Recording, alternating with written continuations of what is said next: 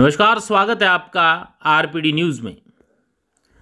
Kolkata rape murder मामले में आरोपियों के पॉलीग्राफ टेस्ट की प्रक्रिया शुरू हो गई है। इस मामले में आरोपी संजय रॉय और अस्पताल के पूर्व प्रिंसिपल सहित घोष समेत कुल 7 लोगों का टेस्ट किया जाएगा। यह टेस्ट आरोपियों के बयानों की सच्चाई की जांच करने के लिए किया जा रहा है।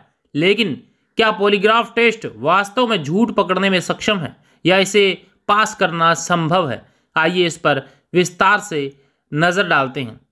कैसे होता है पॉलीग्राफ टेस्ट?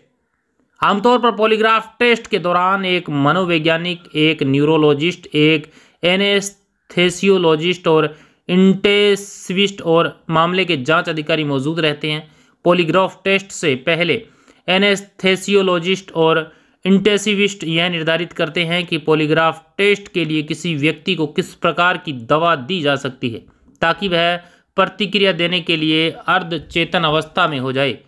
उसके बाद पॉलीग्राफ टेस्ट लेने वाले व्यक्ति के ऊपरी शरीर पर पैराफॉर्मल्डिहाइड नामक एक विशेष ट्यूब लगाई जाएगी।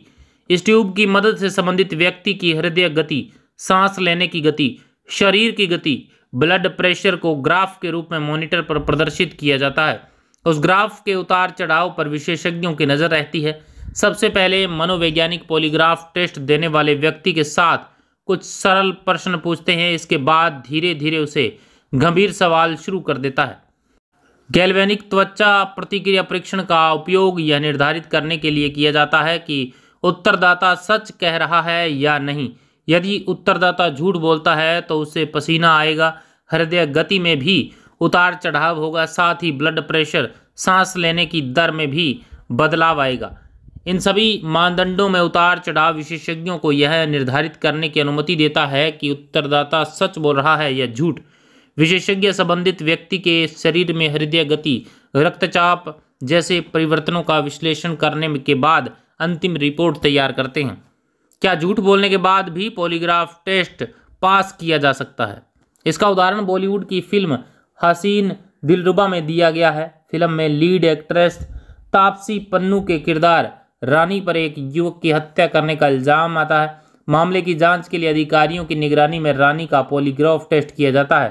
टेस्ट से पहले रानी वॉशरूम जाती है। रानी वॉशरूम में अपने बैग से कुछ नुकीली वस्तु निकालती है और अपने पैर में चुबा देती है। इससे खून बहने लगता है। फिर रानी अपने जूतों के पीछे घाव छिपाकर पॉलीग्राफ टेस्ट देती है। पॉलीग्राफ टेस्ट के दौरान रानी से जब सवाल पूछा जाता है तो उत्तर देने के दौरान वह अपने घाव को कुरेदने लगती है, जिससे ग्राफ की रीडिंग से एक्सपर्ट को यह समझने में परेशानी होती है कि रानी सच बोल रही है या झूठ। रानी स्वयं को रक्तरंजित करने के एकमात्र उद्देश्य पॉलीग्राफ टेस्ट पास करना था। कई एक्सपर्ट भी इस बात को मानते हैं कि पॉलीग्राफ टेस्ट पास किया जा सकता है। एक्सपर्ट्स का मानना है कि इस मामले में आत्मविश्वास एक महत्वपूर्ण चीज़ है। अगर कोई झूठ आत्मविश्वास से बोलता है तो वह पकड़ा जाएगा या नहीं, यह सोचने वाली बात है।